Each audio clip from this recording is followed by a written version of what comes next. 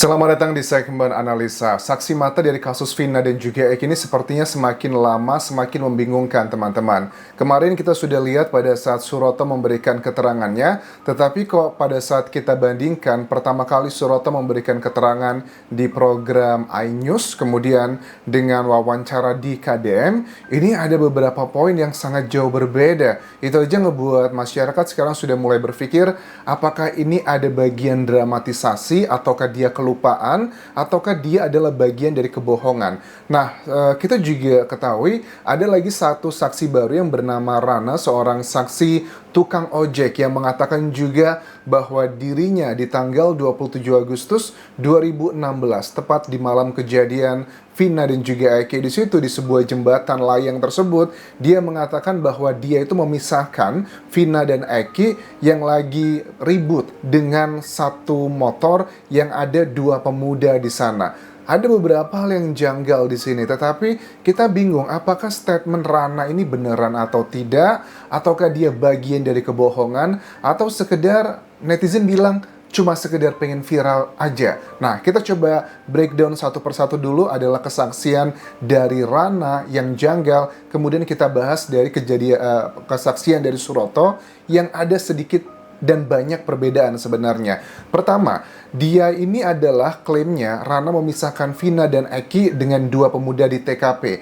Dua pemuda tersebut ciri-cirinya menurut dia itu mirip seperti Eki korban dan dikatakan tidak ada yang mereka lihat, yang dilihat waktu itu sama dengan para pelaku kategori terpidana dan juga tersangka yang saat ini mendekam di dalam penjara. Ada sebagian netizen yang bilang bahwa, anjas, apa jangan-jangan Rana ini adalah temennya atau saudara dari salah satu keluarga pelaku, makanya dia mengatakan hal seperti itu agar dibebaskan. Karena Rana juga mengatakan di tahun 2016 dan juga 2017 ya, dia itu sudah datang ke persidangan untuk memberikan kesaksian. Tetapi dia bilang ya dia cuma didengarkan aja, tetapi tidak dikonsider sepertinya apa yang dia sampaikan.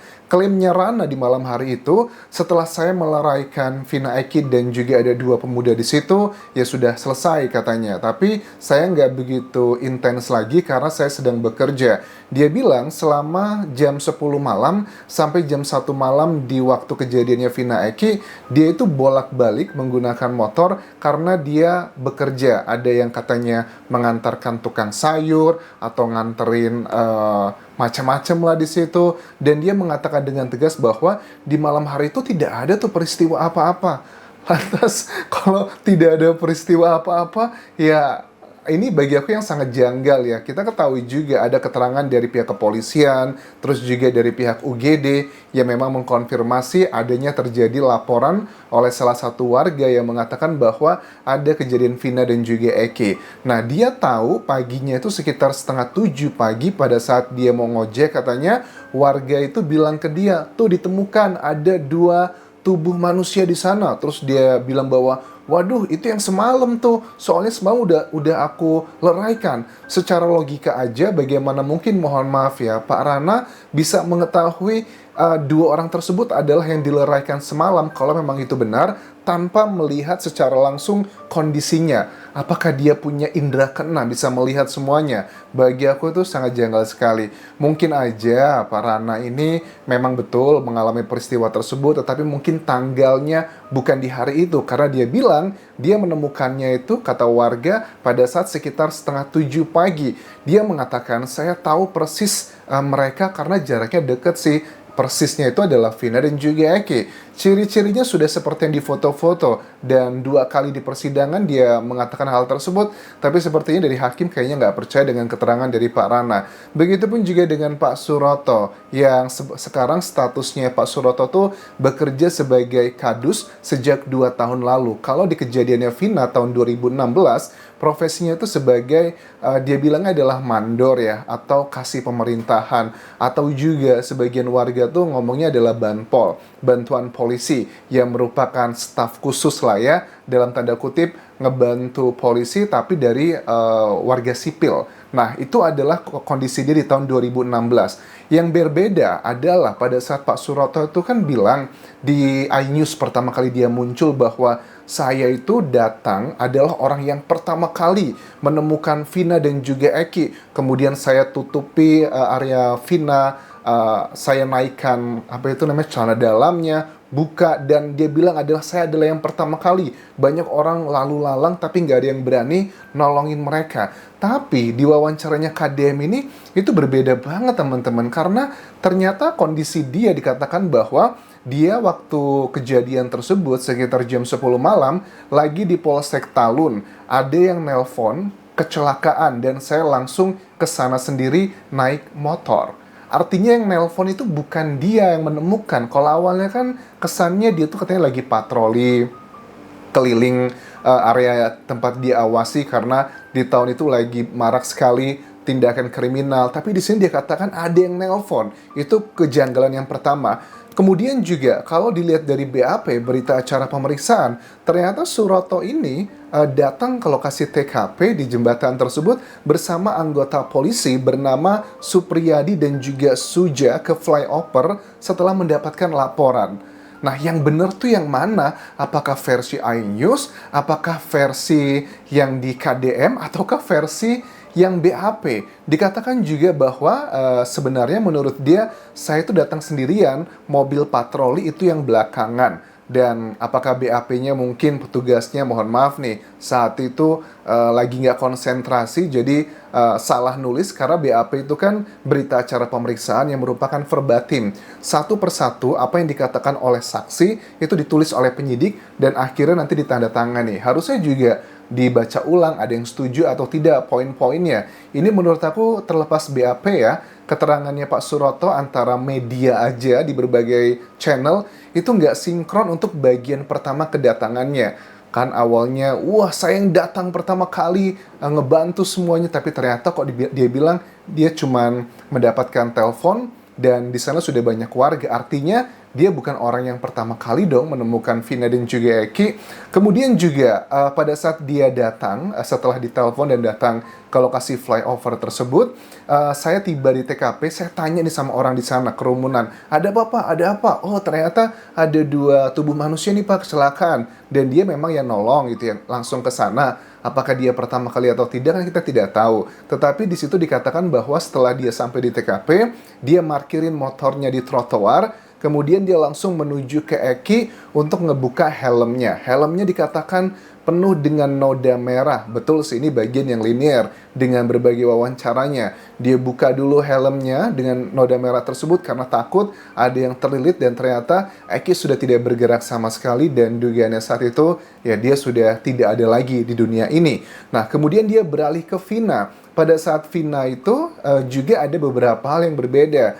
Di BAP-nya dulu, Vina itu terkait dengan Pak Suroto mengeluarkan rintihan kesakitan ya, dengan kata-kata duh aduh gitu. Tapi kok Pak Suroto bilang di waktu itu wawancara pertama kali di iNews TV bilangnya tolong, tolong, tolong. Nah, ini aja udah bagian yang cukup unik. Apakah aduh dan tolong ini bisa diokekan kalau ada perbedaannya? Tapi dikatakan di sini bahwa ya mungkin waktu itu saya lupa aduh dan tolong kali ya. Ya bisa-bisa aja, namanya manusia, mungkin ada hal yang lupa di situ. Kemudian ditanyakan juga, apakah Bapak lihat waktu itu wajahnya lebam-lebam dan juga banyak noda merah? Dikatakan bahwa iya, wajahnya lebam-lebam dan banyak noda merah, dan saat dia datang katanya itu belum hujan deras, tapi hujannya masih rintik-rintik. Nah ini juga berbeda, dibilang kan di awal katanya ini sudah hujan deras, noda merahnya tuh mengalir kemana-mana. I don't know, apakah ini sebuah hiperbolis aja, dilebih-lebihkan, ataukah karena memang dia ada yang lupa, ataukah karena bohong, ataukah bagian dari ya fakta yang dia sampaikan seperti itu. Nah, yang paling buat aku juga miris dan juga konyol adalah pada saat kan Pak Suroto bilang yang membawa Vina dan Eki ke mobil Ranger tersebut betul adalah petugas, tetapi kata dia Vina itu selalu bersama saya gitu. Bahkan selama perjalanan menuju ke rumah sakit, Vina itu saya bopong terus. Dia cuma rintihan kesakitan tolong-tolong aja.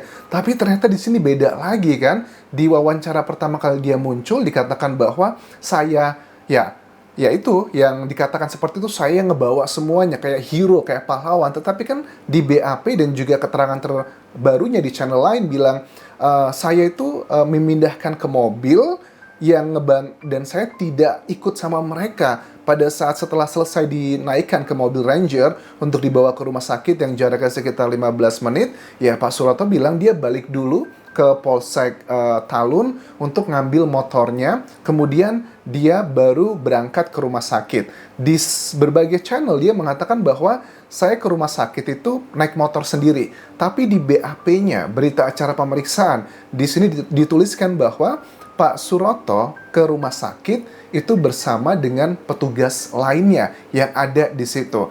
Ini menurut aku bagian yang sudah detail-detail. Kalau mungkin satu atau dua hal yang tidak sinkron, satu cerita dengan cerita lainnya berbeda, aku masih bisa pahami. Tetapi kalau lebih dari 30% ada hal-hal yang tidak sinkronnya sangat nyata banget, ini adalah indikasi adanya kebohongan. Yang paling nyata, kalau aku lihat dari Bapak ini berbicara di media, selalu menengok ke atas, selalu mejem. Itu adalah indikasi pada saat orang tuh sedang berpikir banget, berpikir mengingat-ingat apa yang telah terjadi. Ya, ada yang pro dan kontra, ada yang bilang bahwa wajar dong Anjas, ceritanya kan sudah 8 tahun yang lalu. Tapi kalau memang ceritanya sudah 8 tahun yang lalu ya, dia juga diwawancara banyak di media.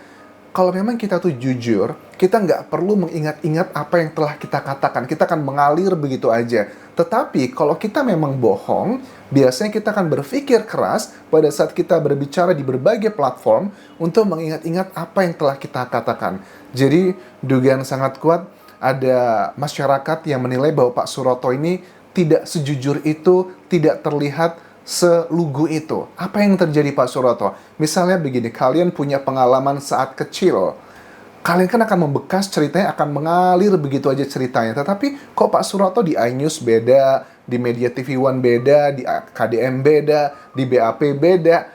Apa yang terjadi? Kalau di BAP, oke lah kita nggak bisa kontrol karena siapa tahu yang nulisnya salah. Tapi kalau di media massa, beberapa hari terakhir ini, pada saat dia muncul pertama kali di iNews, kita sudah banyak yang yakin. Bahkan dari Pak Susno Duaji sangat meyakini bahwa Suroto ini adalah saksi yang kredibel karena bisa dikonfirmasi dengan petugas dari rumah sakit yang ada di sana plus juga dengan polisi yang hadir di malam hari itu. Bisa di cross check benar atau tidak. Ya untuk poin itu memang bisa di cross check. Tetapi setelah dilakukan pengecekan kok nggak seperti itu? Apa yang terjadi? Apakah sebuah hiperbolis aja untuk mencari perhatian ataukah dia dipakai oleh seseorang untuk framing-framing bagian tertentu. Ini yang ngebuat aku yakin saat ini Polda Jawa Barat lagi pusing banget. Begitu banyak pengakuan dan statement di media massa. Dan Polda Jawa Barat, penyidik tepatnya di Krimumnya, pasti mereka itu juga melakukan pendalaman. Walaupun tidak disampaikan ke media massa. Yang itulah salah satu poin ngebuat rekonstruksi kasus ini lama yang harusnya dilakukan dalam minggu ini, Senin sampai hari Minggu, tetapi kemungkinan besar masih akan tertunda entah sampai kapan. Ya, sementara itu bisa aku bahas mengenai dua saksi unik, Rana dan juga Suroto. Apakah menurut kalian kedua saksi ini menyatakan kebenarannya, ataukah mereka lupa, ataukah mereka bagian kebohongan, atau ini adalah faktanya? Sementara itu yang bisa aku update. Sampai jumpa lagi di video berikutnya. Bye!